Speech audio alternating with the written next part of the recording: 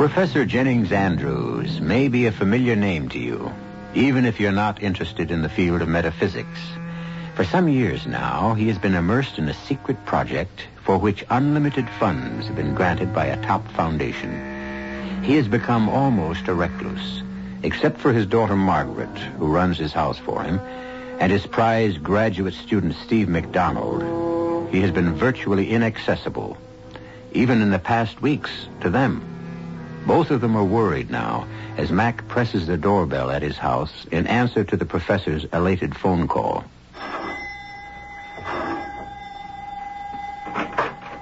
Mac! Peg, darling, how are you, sweetie? Worried to death, if you want to know, ever since you phoned me about Dad's phone call. Well, where is he? In his lab. Come on in. Into the living room for a minute. Well, honey, any other time, but my master's voice has called. Before you see Dad, I must talk to you, Mac. I'm worried. But, Peg, I won't keep you a moment. He doesn't know you're here yet. Well, he must have heard the doorbell. Back there in the lab? Not a chance. He's so tied up in what he's doing, I have to hammer on the door just to get him to come out and eat his meals. What is he working on? Sit down for a moment, Mac. And hold me. Oh, I don't generally have to be asked. Hey, your hands are like ice. You got the shakes. I have this churning gut feeling.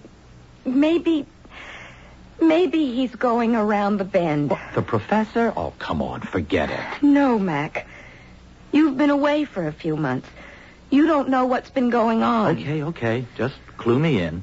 I don't know how to. Maybe I don't know what it is he's after, except in a general way. All right, so maybe the best thing to do is let me see him as fast as I can and find out. I know. Except, darling, the two of you are such dedicated nuts in this area. I'm scared when you get together, you both might flip out. Oh, what area? His old obsession. I don't know any of the scientific terms. Time travel, fourth, fifth, Lord knows how many dimensions. Science fiction dreams. Whatever he's got between his teeth, he's not letting go of this one. And I don't like to see what it's doing to him. All right. Now, look, let me go talk to Pops and find out just what the devil it is he's messing around with. Make me one promise. Don't get involved with any of his experiments without checking me out first. Oh, Peg. Promise me that. I promise. Okay. It's just an anchor. I just hope it'll hold after you and Pops have talked together. I'm just scared. As much as I've ever been in my life.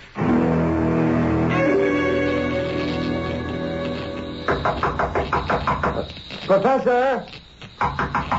Hey, Hey, Professor! Oh, I'm sorry, Mac. I didn't hear you. I was monitoring by ear as well as eye. Well, Yeah. Come in. All right. I'm trying to get him stabilized, you see. I don't know where he is. He? Who's he? Marco Polo. What? Oh, who? Marco Polo. Well, the humanoid or robot or whatever you want to call him stretched out on the astronaut's couch inside that isolation room there. I called him Marco Polo because he... Yes, but of course you can't see him now. Well, of course I can, Professor. There's nothing there. Although... Of course there's nothing there. I have him back in time now. But you can see the shape of his body where the restraining straps were pulled tight to hold him fast. Well, now, wait. I can see they're sort of shaped as though they were bound around something, but there's nothing inside. I mean, look, what's the trick? What holds them up like that? Some kind of magnet? Mac, that whole booth there inside is a magnetic field. There's a lead mesh buried in the glass so fine, so highly concentrated, that no radio or electromagnetic waves can escape. And you mean that's what holds those belts in those contours? No. That's Marco Polo's body. You mean he's invisible? Well, something like that. You can't see him, but in one sense he is there. Oh. But in another, he... There we are. He's arrived. Now, to activate him. Wait a minute. Arrived? Where?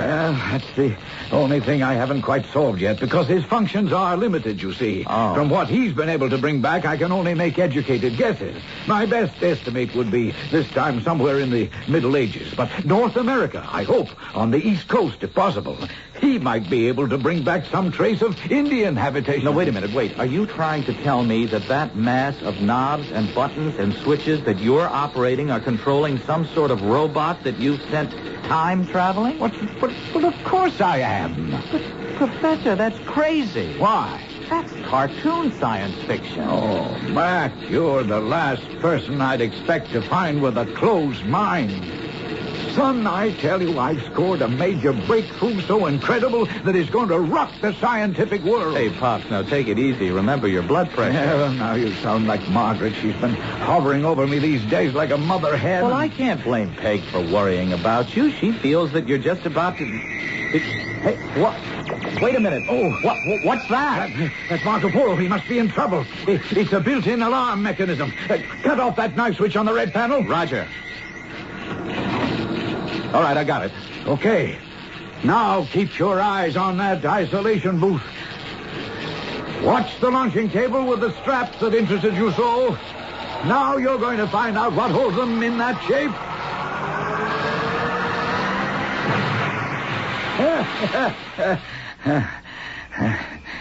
Well, by damn, he's there. Just as you said he'd be. Yep. It's a good thing he's only a humanoid, or all I'd have brought home through time would have been a dead man. You see what's sticking out of his chest? Yes, an arrow. Yeah. Well, I'm getting better. I may have missed by a century or two, but at least I got the place pretty near right. Dad? Mac, are you all right? It's fine, honey. There's nothing to worry about. No problems, honey. I don't want her in here yet. Yeah, but Pop, she's already... Dad, open this door and let me in. But I can't, honey. Now be reasonable. I'm in the midst of an experiment. Look, she's got to find out sometime. I don't want her to know until I've talked this through with you. But after this... You mean our friend with the arrow in him? Yeah. What I had in mind is too risky. Look, Professor, give me a moment with Peg to cool her down, and I'll be right back to talk it out.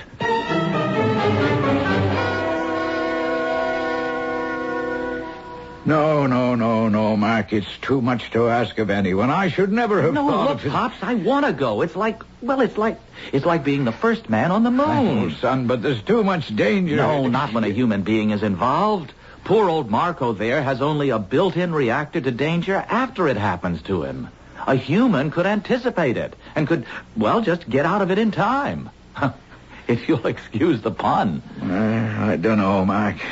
I'd go myself, but to orient you to the panels and all the controls and just how to balance and counterweigh them, well, that would take months. No, the right one to go is me. There's only one hitch that I can see. Oh, I'm way ahead of you. Whoever you are, wherever you are, you're going to have to actually replace someone who has already existed in history. Yes. And that may control just where you end up. But remember, if it puts you in any danger, or it's too difficult to maintain the deception, just activate the danger signal and I'll have you right out of it. If I am myself, now maybe I'll really be that other person. And all my today identity will be wiped out. Then what happens to whoever it is or was, well, they might turn up here in the present. Ah, yes, but you see, that was the purpose of the straps. But nobody ever did when you sent old Marco Polo on his travels. Because he wasn't a living creature, just a machine. Oh. Still, might interfere with your return. It is a large hitch, you're right. And I have no right to ask you to take the risk. You don't have to ask me, Pops. I'm ready and straining at the bit. The hitch is your daughter and my girl, Peg. I don't know how I'm going to talk her into letting me try it.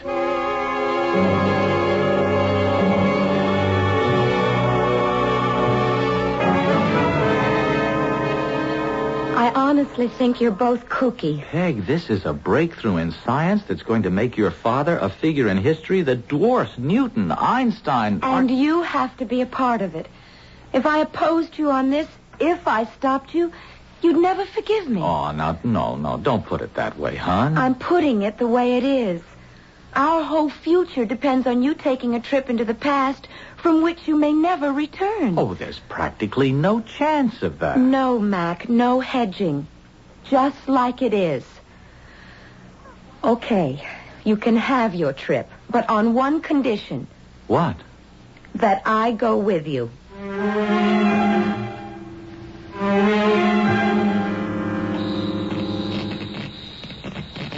Well, guess we're all ready. The strap's too tight? Mine are fine. Same here. Margaret, are you all right, dear? I have butterflies, and no, I'm not all right. I took one peek in the mirror, and I look like Grandma Moses. Between this Mother Hubbard and my hair pulled back in a bun. Well, we can't look too modern. I mean, look at me with the tousled hair and the half-baked beard and the blue jeans. Well, I'm aiming for somewhere as soon after the American Revolution as possible. Why pick that period? Well, because it's easier, I think, honey. You could be farmers. Your accents are East Coast and not regional. There should be no language barrier. And you know enough American history to help blend in. And besides, it's our bicentennial year. What a way to celebrate and kick off a new miracle in science, huh? You have the gold nuggets. It's the best I could do for money. We're fine, Pop. What are we waiting for? Well, I don't know. Maybe I shouldn't risk you two kids. Look, Dad, that's all buttoned up now. All right, then. Good luck, kids. Thumbs up.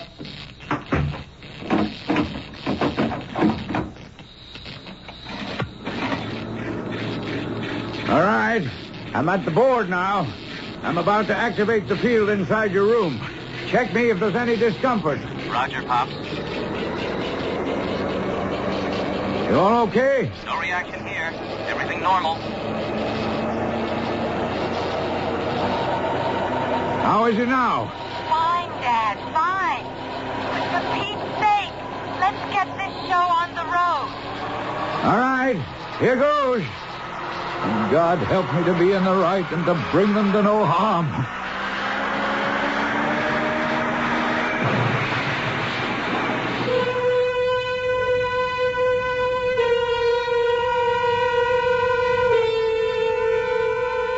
On the road, but to where?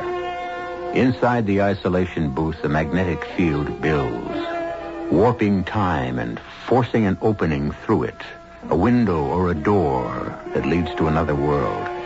And suddenly, Mac and Peg are gone. Only this time, in their places, lie a strange young man and woman, still and as unmoving as death. I'll return shortly with Act 2.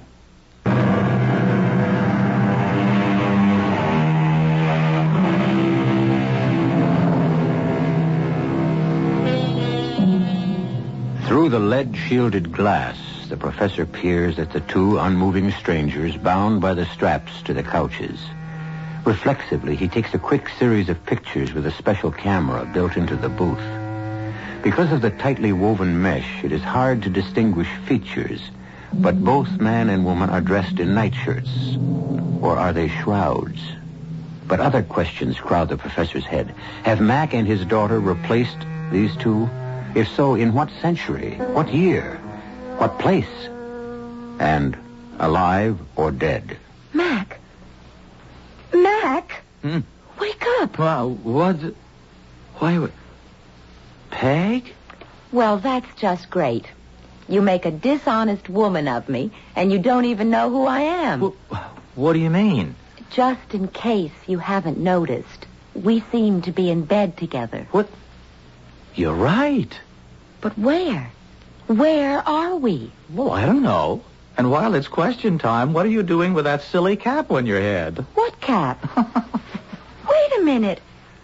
Good Lord, I look like the old woman who lived in the shoe. And in that long flannel nightie, you look like you're well on the way to adding to that family. I'm coming back to bed. You shameless hussy. Ooh, I'm freezing. Ooh, you don't know how cold it is outside the blanket. Hold me. There. Is that better? Ooh, I guess. Yes. Well, now let's see. We seem to have replaced 2 other people in the year of our Lord, whatever it is. Say, look. What? There's a fireplace and some logs. I'm going to light us a fire and get the chill off this place. Well, how about that? Carpet slippers. There's a robe at the bottom of the bed. Yeah, I see it. Any way to light the fire? Yes, but hold your breath. Why? Old phosphorus matches. Lethal as all hell to breathe and probably stink to high heaven. Anyway, here goes. They work, though. Ooh. Wow. Phew. I'll open the window a little. Here.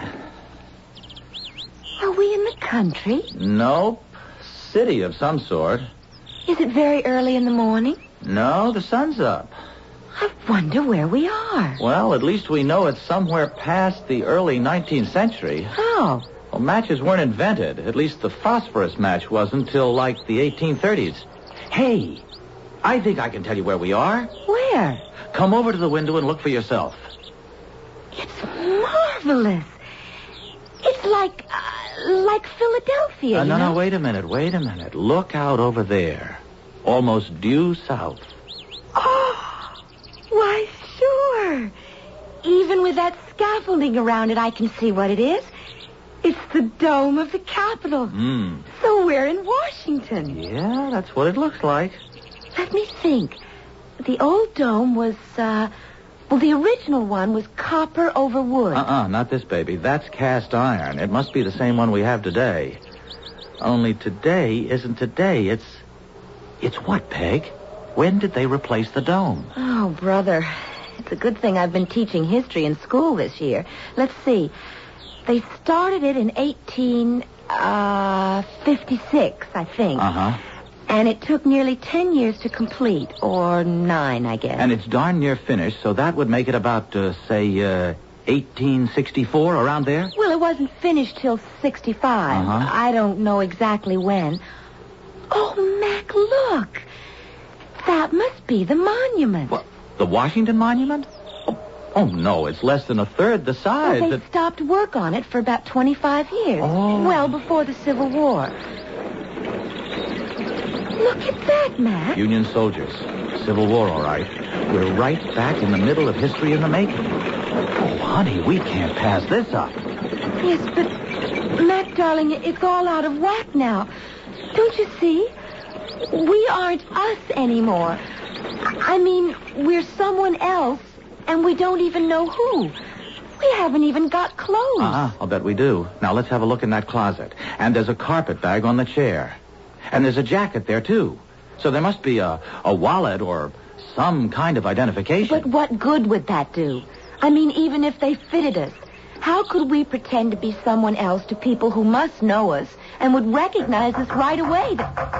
Mr. and Mrs. Downing? Well, at least now we know our names. Yes? It's your landlady. May I come in? Well, I'm afraid I'm just dressing at the moment. Oh, I am sorry. It was just that I didn't have a chance to meet you when you arrived last night. I hope my daughter saw you comfortably settled. Why, yes. Everything is most comfortable. I didn't mean to bother you, but Anne said she had such a brief acquaintance with you that she had little chance to inform you about the habits of our little boarding house. Boarding house? I just wanted to let you know that we serve breakfast in the dining room on the main floor between 8 and 9. Oh, what time is it now? Just 7:45. I and the other guests will look forward to meeting you formally then. And forgive me if I've disturbed you. Not at all. You've been most helpful. Ask her name. Not at all. See you later. Mrs. No, it's too late, Peg. She's gone. Okay. This is our chance. Our chance for what? To see what we can do about establishing our new identities. To find out if we can risk going down to breakfast and get away with being who we're supposed to be over 50 years before either of us were born. Let's, with apologies to the real Mr. and Mrs. Downing, pour through their possessions and find out just who we're supposed to be.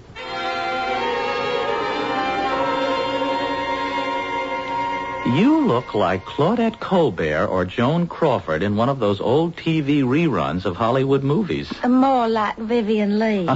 You mean Scarlett O'Hara. I can't make up my mind whether you look more like a dinner bell, a tea cozy, or a pincushion. Okay, laugh all you want. But it isn't funny.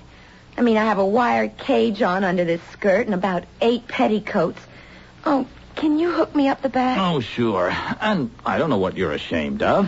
You look beautiful in a crinoline. I'm ashamed of someone else's clothes, someone else's identities, and prying into other people's private, intimate business. That's what I'm ashamed of. These two tragic people, guilty of nothing but loving each other and trying to expiate their sin with a suicide pact. It's another era, Peg. That was their solution. Was? Well, is, of course. These two tragic people of yours are us. I mean, we're living their lives. Maybe we better cut and run. Are you afraid? I'm afraid of everything about this whole mysterious, out-of-this-world adventure. But we're not going back till you make up your mind it's time to.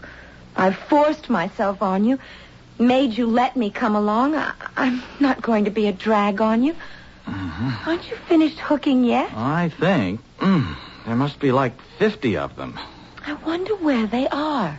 I mean the Downing. Oh, you mean Asa and Rebecca. Only her name isn't really Downing, remember. It's Mrs. Charlton Fryer. Poor Becky. Married to that horrible husband who won't let her go to marry Asa. Oh, my God.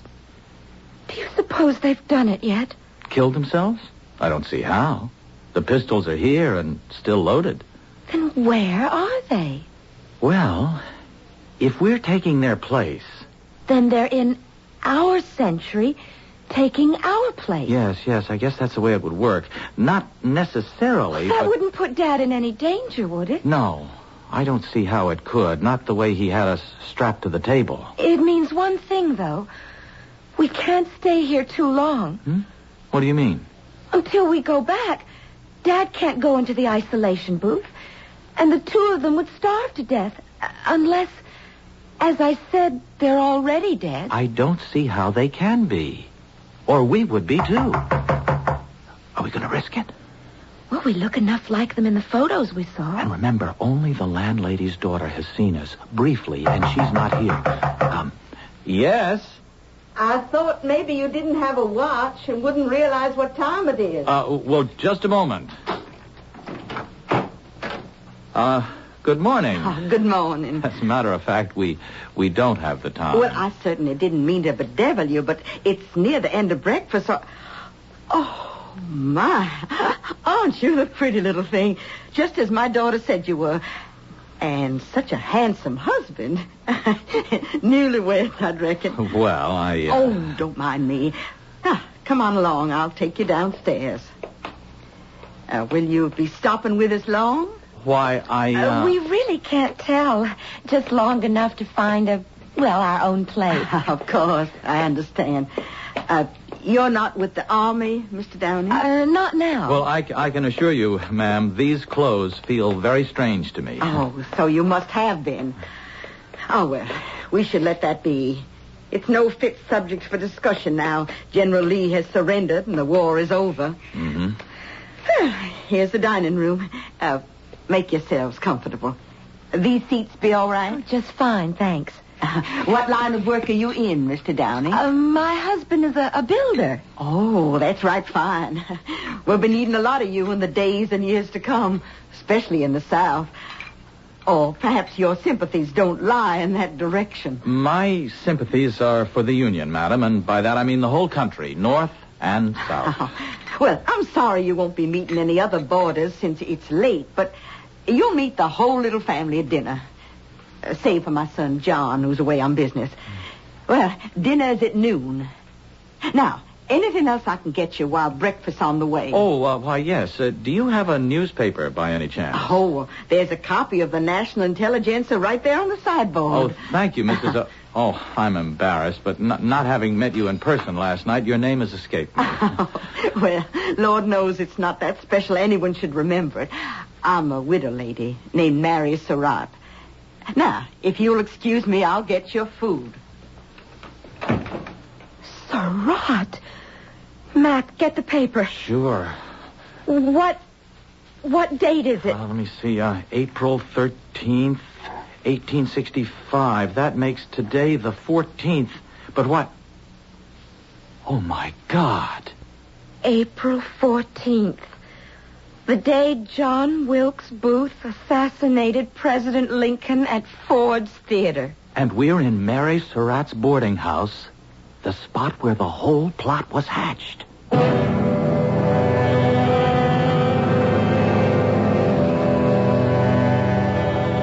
If you or I had been in the position of knowing without a shadow of a doubt the dreadful thing that was to happen on this day, what would we have done? And how? That's the question that faces Peg Andrews and Steve McDonald, time travelers, who have it in their power to change history. I'll return shortly with Act 3.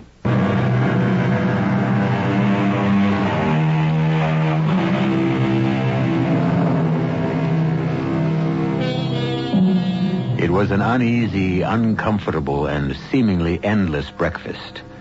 If Mrs. Surratt noticed Peg and Mac's agitation, she no doubt would have put it down to the fact that she had decided they were newlyweds. Finally, after choking down as much as they could of the ham and eggs, hominy grits, and tea, they were able to break away. Why, you two little lovebirds only nibbled at your breakfast. I'm sorry, Mrs. Surratt. Oh, I understand. I'm not so old I don't remember my wedding breakfast. I was a mite nervous, too. I wonder if you'd excuse me. I'd like to go back to our room. Oh, of course. I can quite understand your wanting to be alone. But I'll make sure you get called early enough to meet everyone and eat a good dinner at noon. Oh, perhaps you'd better not expect us for dinner today. No? Visiting friends here in Washington? No, we just want to have a picture taken and take care of a few errands, like going to the bank. Oh, Lord, don't you worry about that. I can see you're the kind to be trusted. But if you're having a picture taken, let me recommend Gardner's Studio. He takes all the honeymooners. And for the times, his prices are reasonable. Well, we'll remember that. And now, if you'll excuse us, we have a few things to straighten out.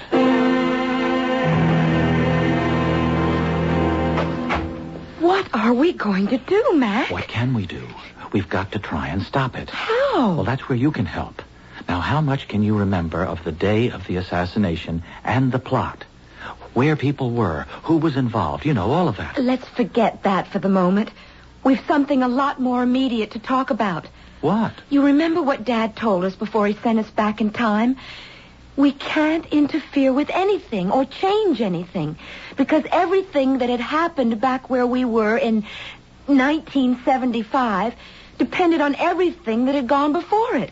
So if we stop something major happening in 1865... No, major or minor, it would have to affect the time stream. That's what you mean? Yes. If President Lincoln hadn't been shot, our whole history would have been different. Which maybe wouldn't have been a bad idea. I can think of a lot of things we could have done without. Wars, depressions. Well, there are a lot of things that were good, too. Like us, for example. You and me. If we try to change your time stream or whatever, we could never have met or even existed. But, Peg, we're together now. And there are other theories. Only if we could somehow stop Mr. Lincoln's death. We'd be signing our own death warrants. How? Well, you know what Rebecca wrote in her diary? The farewell note she left to her husband telling him of what she and Asa planned to do. Have her shoot him and then die by his hand.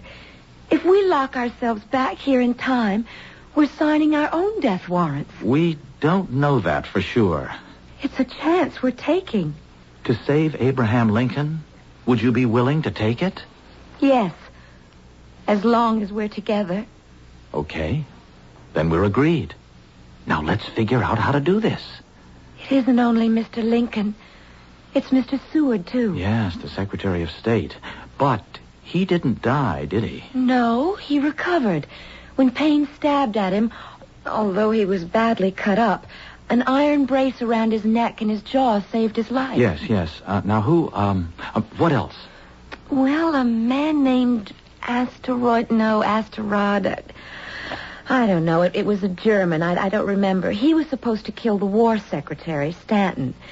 But he didn't have the nerve. Mm-hmm. There was another man named Gerald or Harold or something, but he got cold feet, too. He doesn't count.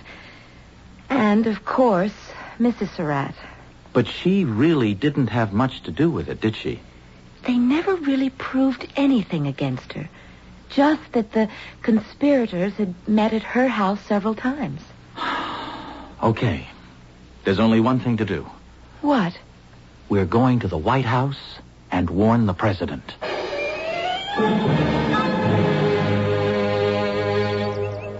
Well, if this is Pennsylvania Avenue, that must be it, but it doesn't look like the White House. It wasn't even called that then. I mean now. It's called the President's House. What are we going to do? I'm going up to that sentry and try to get in. I'm coming with you. Peg, there might be some danger. Some danger? What else is this whole thing? All right. Let's go. All right, lady, move along. Abe ain't seeing any more petitioners today. Hey, you. Where do you think you're going? I have business with the president. Yeah, you and what's left of the population. Forget it, mister. He's only one man, and anyways, he's tied up in state business. Now move on, will you? Please, officer. It's very important and personal. You can forget the flattery, ma'am. I'm just a plain foot soldier, Union Army. And I got no use for civilians today. Abe needs a rest from him. But this has to do with the president's well-being. Ain't no use of me letting you by anyways. You'd only be stopped inside. Now, listen to me. Supposing we were to tell you that we know there's a plot to assassinate the president. Sure, you'd be one of 100,000 nuts, soreheads, Johnny Rebs in disguise. So move on out before you tempt me to put a musket ball in you just in case you got any notions. Come on, Mac. Well, okay, but just one more question. One is all, brother. Which way is Ford's Theater? Now, there's a good notion. Save your imagination for there, huh? You take Pennsylvania here to 10th, and then a couple of blocks north. What did you come here for? Just to locate the theater and... Wait a minute. You see that guy there? Which? The dark-haired, shortish guy on the other side of the street in the cavalry boots and spurs, walking towards the theater. Isn't that Booth? Morning, Mr. Ford. Mr. Booth? Give you a hand unloading your buggy? Why, no thanks. One of my actors will be right out to help. Do you really think you can drum up any business for that turkey, our American cousin, you were foolish enough to produce? I'll wager, sir, I'll outdo Gray's Theater tonight. Mr. Lincoln and General Grant are attending the performance. So, if it were my theater, I wouldn't give him standing room. But I promise you, it will be a night to remember. Oh, I'd give anything to know what they're talking about. I'd have given a lot more to have brought the Downing's pistols with me and put a couple of shots into Mr. Booth. You couldn't be a murderer, Mac. Oh, I know. Anyway, it's too late now. Now what? We'll try Mr. Seward's house and Mr. Stanton's. Anyone, anywhere who'll maybe stop long enough to listen to us.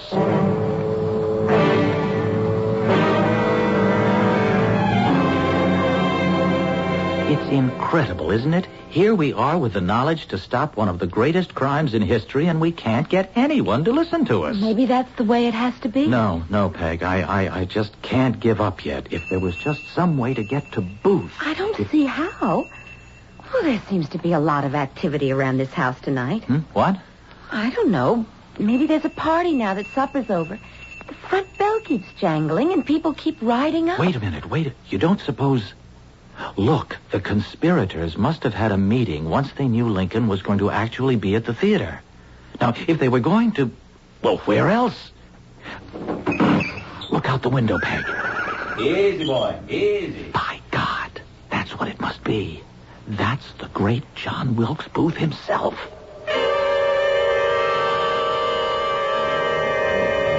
Can you hear what they're saying? No, not really. Just enough to know they're planning something. I heard the name Payne, though. Well, then it's the plot, all right. He's the one who... I want you, baby, to hold the horses. And Asterod, you will kill the Secretary of War, Stanton. Payne, my trusted friend, I leave the Secretary of State to you. You will make sure of Seward. Lincoln, I shall shoot through the head, and General Grant shall be dispatched with the knife.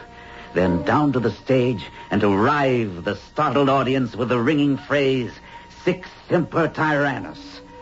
And when I leave the stage for the last exit, I shall leave as the most famous man in America and across the world. Now, we must discuss the escape route by the Navy Bridge. Now, baby... What are we going to do? First things first. Now, come on. Get the pistols and let's get out of here. Why, Mr. and Mrs. Downing, what are you doing downstairs? I thought you were off to bed. Well, we were just going to take a stroll, but it seems a little chill. Come, Rebecca, dear. Put on your wrap against the night air. Mary, what is it? An emergency, Wilkes. I must speak to you alone. What's wrong? My new boarders. They're Yankees. And I think they overheard the plot to assassinate the president.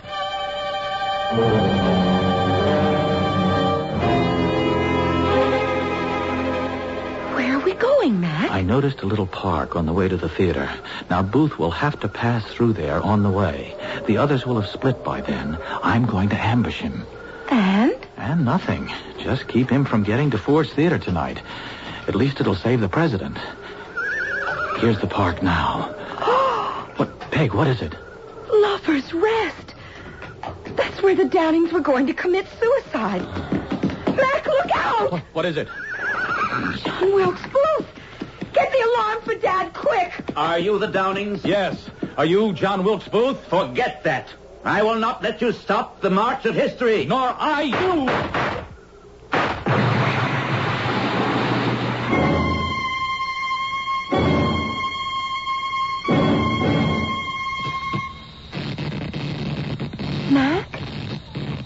Mac, we're back. We didn't get shot? Or kill each other in that suicide pact? If anyone got shot, it must have been Asa and Rebecca. Hello, Dad. Oh, honey. Oh, children. Now, what's all this about being shot? Are you all right? Well, a bit shook, sir, but I guess all here. What happened with you while we were gone? Oh, sir, I had a couple of strange guests lying on the table strapped down. A girl in a crinoline dress? And a guy in a long-tailed jacket like they wore in the Civil War? Just about describes them. They lay like corpses. So that's all that happened to me. Now, what happened to you? We tried to stop Lincoln's assassination. You what? But I don't guess we succeeded. I mean, nothing's really changed, has it? Oh, no, I'm afraid not. President Abraham Lincoln did get assassinated by John Wilkes Booth on April 14th, 1865, the way we've always known. Well, of course, darling. Nothing could change that. After all, it's history.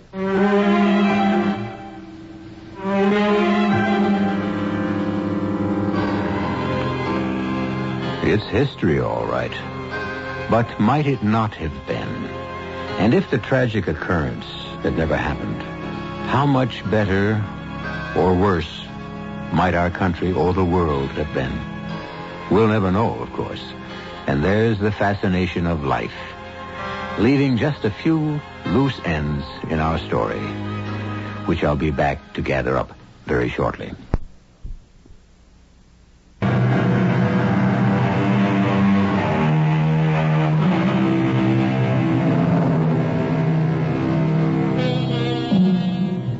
One final footnote.